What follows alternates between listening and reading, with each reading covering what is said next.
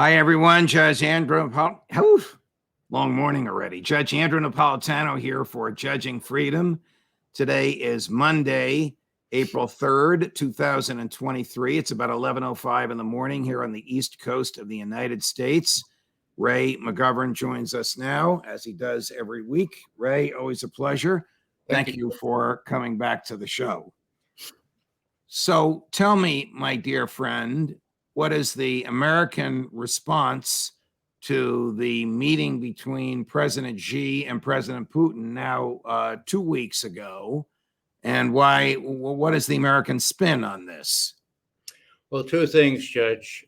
This is a tectonic shift in the balance of power in the world. It's now, very, very briefly, 2 against 1, China and Russia in a virtual military alliance. Number two, the smart guys running our foreign policy don't get it. I mean, they're listening to people like former ambassador to Russia, Michael McFaul.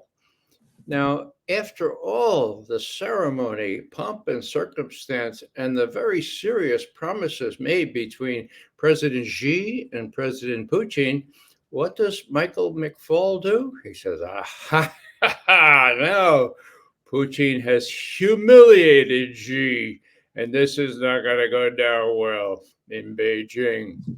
Huh? Now, this is from a website appropriately called McFaul's World. Well, you ought to join the real world, because I'm afraid that the explanation as to why Secretary Blinken and Jacob Sullivan don't know Shinola is because they listen to benighted people like Michael McFaul. What is McFaul's goal here? To try and put a wedge between Putin and Xi, to try and further the American involvement in the war in Ukraine? What is he trying to accomplish, and why are the Americans listening to this guy? Well, about a year ago, they did make one last try to drive this wedge between Russia and China, but it was too late. Putin is building up this relationship since 2001, for God's sake, okay?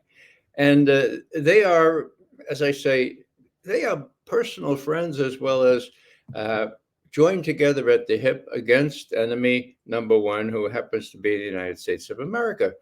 Now, for every Victoria Nuland or Michael McFaul explanation as to, well, no, they don't really trust each other, for every remark by President Biden that, I don't think she has any respect for Putin, his words, for every remark like that, well, it betrays a sense of above the fray recognition that we are still exceptional and that we can drive them apart. Even if they're together, it doesn't matter, because we'll find something that we can explain to the American people that they're really not together really much. Does the American foreign policy establishment understand the socioeconomic significance of the alliances that Xi and Putin are forming with other countries throughout the world? Example, Brazil, an enormous economy, now shedding itself of its addiction to using the American dollar when it's buying things, particularly oil. Do I have all that right? You do have that right. And you mentioned Brazil, Judge. This is really interesting. When I gave a briefing at the UN Security Council on the 21st of February, only Russia and China were in favor of an independent Security Council investigation of how Nord Stream was blown up. The Brazilian representative was very curiously ambivalent, but he didn't really support it. Now they have. What was the vote 3 days ago? The vote was 3 votes for this resolution for an independent investigation. Any votes against? No votes against. How many abstentions? 12. Would you believe it? 12. I mean, it was so embarrassing to veto or to vote against an independent investigation that the U.S. persuaded all his friends here. Let's just abstain. So this is a new record. Actually, it ties a new record. Whatever became of the investigation of the guy in the sailboat, the Gilligan's Island guy that your former colleagues in the CIA attempted to point a finger at, saying, well, maybe he in a sailboat blew up Nord Stream. Well, actually, I'm reliably informed that he was given a very heavy weight under his water thing and dropped off the yacht. I don't know. That was a cockamamie story aimed only at diverting attention from what Sy Hersh had said, only to give the headliners something to say. Well, there's an alternative story. Now, Hersh may say this, but U.S. officials say it was this yacht. Give me a break. That only lasts for a couple of days, but it doesn't matter. They get the headline. I'm surprised. I'm surprised, Ray, and maybe you have a finger on the pulse of this, that there wasn't more reaction in Northern Europe, Germany, Holland, the Netherlands, to the revelation that the United States blew up the pipeline. Those people suffered real harm because of this, and they are theoretically American allies. Putin belittled, quite properly in my view, the American-German relationship by saying it's as if Germany is still occupied, talking about the American military occupation and division of Germany into four parts after World War II. It almost is as if Germany is occupied. If the United States of America can attack Germany, German sovereign territory, with impunity. The question, Judge, is whether the German people have learned anything, not only in the last 78 years since World War II, but for the last 90 years, count them, 90, since the Reichstag, the parliament building in Berlin, was burned down, blamed on the communists. The Nazis had a minority then in parliament, 44%, I believe. The Social Democrats caved, the Christian party, Centrum, caved, and you know the rest of that story. Right. It was described as sheepish submissiveness. Now, that's the German character, I'm afraid to finally acknowledge. The question is whether after World War II, when they had to act like children or adolescents, whether they can now act as adults. There are signs, there are big demonstrations, not only in France now, but in Germany, because the word is out. And the key question, of course, is whether Olaf Scholz, their chancellor, was briefed by Biden on the 7th of February last year, when Biden said, I promise you, there'll be no more Nord Stream. The reporter says, well, was halten Sie davon, Herr Kanzler? What do you think about that? And he said, well, we do everything together. We don't do anything important that we don't do together. So the question in Germany now is, what did you know, Olaf Scholz? Right. When did you know it? You know. Right. Now, speaking of doing everything together, just a few hours ago, the president of Belarus addressed his parliament and called for a ceasefire. Now, we know of his relationship to President Putin. What do you and what does the intelligence community make of this? A trial balloon? I don't know what the intelligence community makes of it. I'm afraid to ask. I know what I make of it. What is that? Spoken Russian. Huh? What? He spoke in Russian, not Belarusian. Russian. There is not a scintilla of evidence that he did this independently. Right. I can't imagine that he would have done this independently. So the analysis I'm hoping for from you is why would President Putin want him to do this? The Wagner Group reported late last night that Bakhmut has fallen. There are still Ukrainian soldiers there, but they're hopelessly surrounded and outnumbered, and their supply lines have been severed. This is a major psychological victory for President Putin and defeat for President Zelensky. So another way for me to ask this question is, has Putin achieved what he wanted?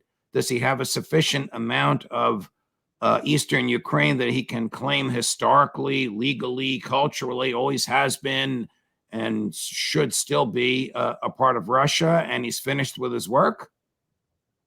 That all depends, Judge, on whether Putin can persuade the collective West to do the sensible thing and stop the killing. Now, this may sound strange, but Putin, Xi, and Lukashenko want to stop the killing. Lukashenko is the president of Belarus. That's correct, yeah.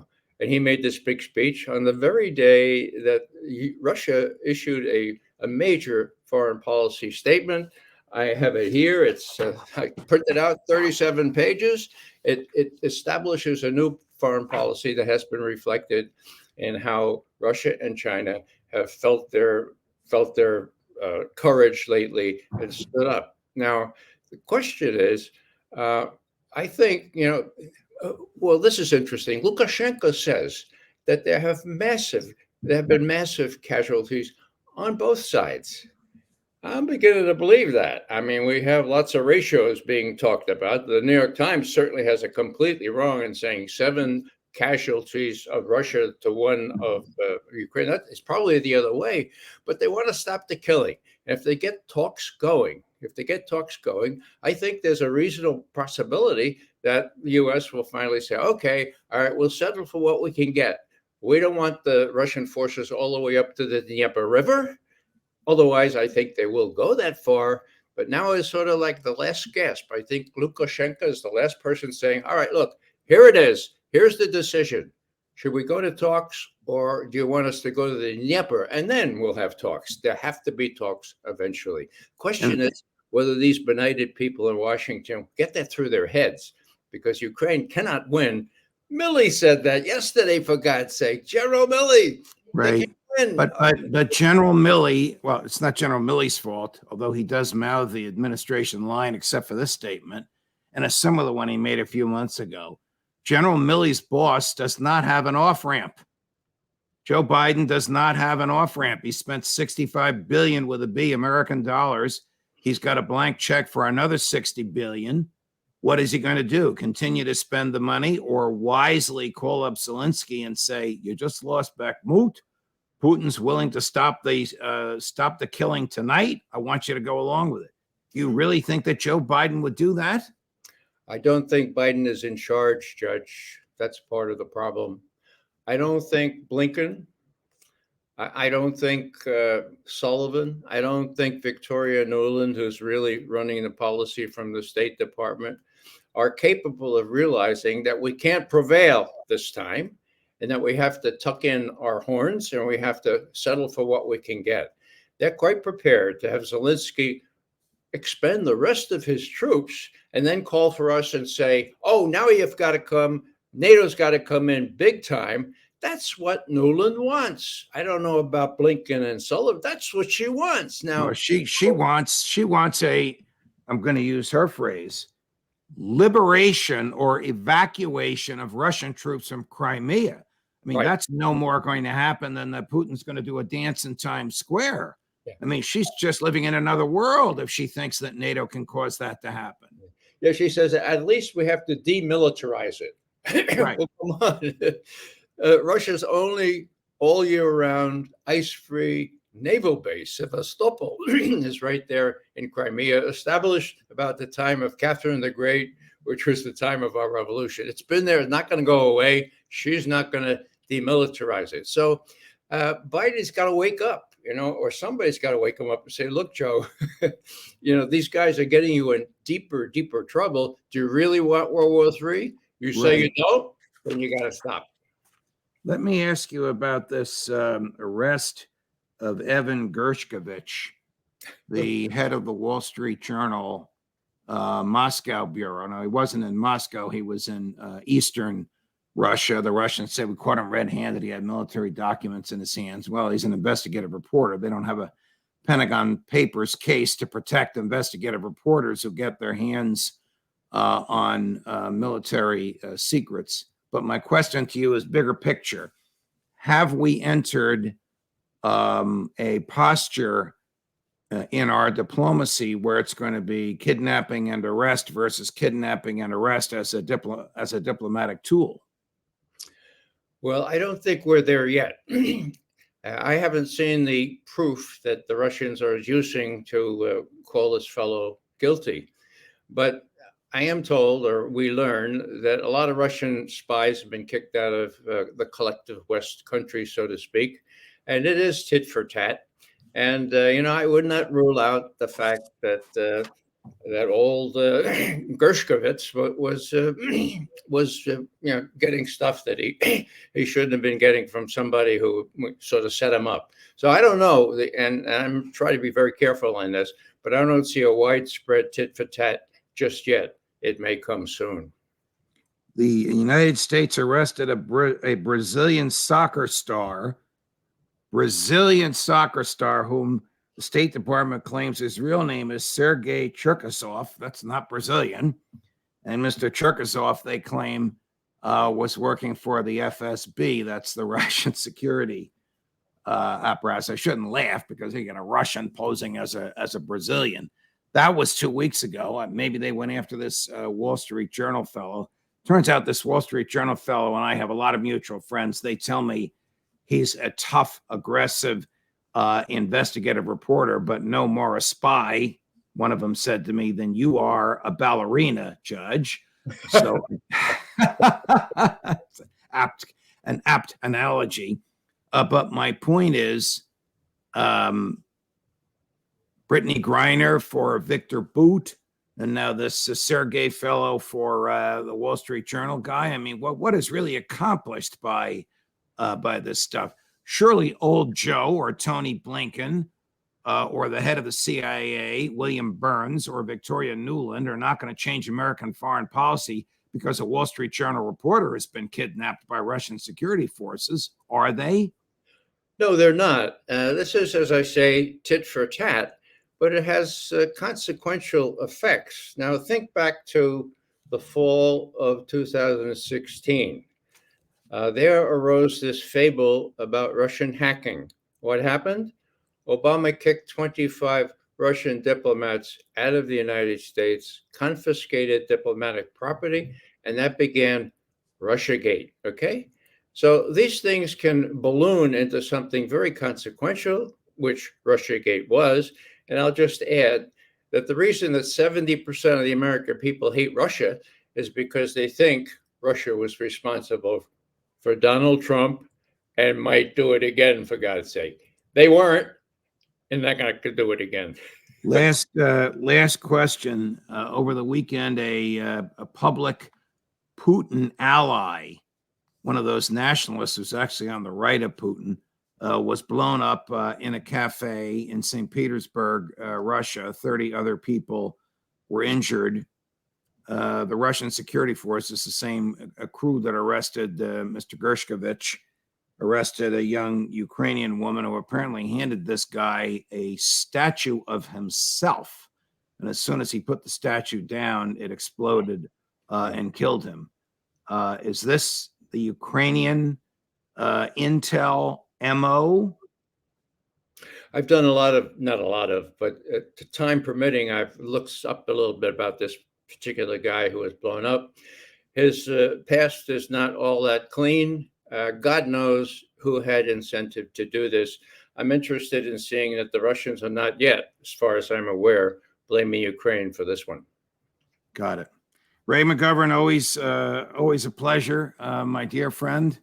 Having you once a week is very popular with our viewers and very gratifying for your humble host. Thank if we don't see each other, a blessed Easter to you, my friend. Thank you. You too. Thank you. More as we get it. Judge Napolitano for Judging Freedom.